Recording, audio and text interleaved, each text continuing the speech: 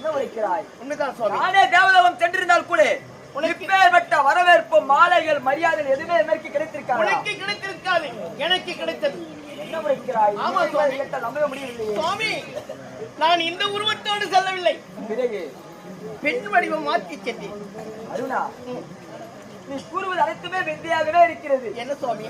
பெண்ணுருவம் தாண்டி சென்றேன் உரைக்கின்றாயே, அங்கே உண்மை. உன்னால் எப்படி பெண்ணுருவம் இருக்க முடியும்? சுவாமி,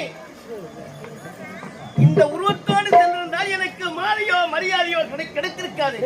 ஆனால் பெண்களும் மாறி சென்றதால் எனக்கு மரியாதை கிடைத்தது, மாலை கிடைத்தது.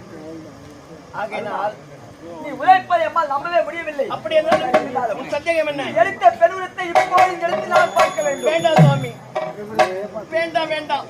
விளையாட்டு விபரீதமா முடிஞ்சிடும். ஆகையினால் வேண்டாம், புறப்படுங்க.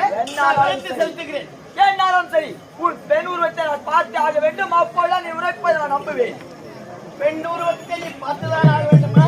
ஆமா சுவாமி, உன் தலையெடுத்து அப்படித்தான் முடிய வேண்டும் என்றால் நான் என்ன செய்ய போறேன் பாருங்கள்.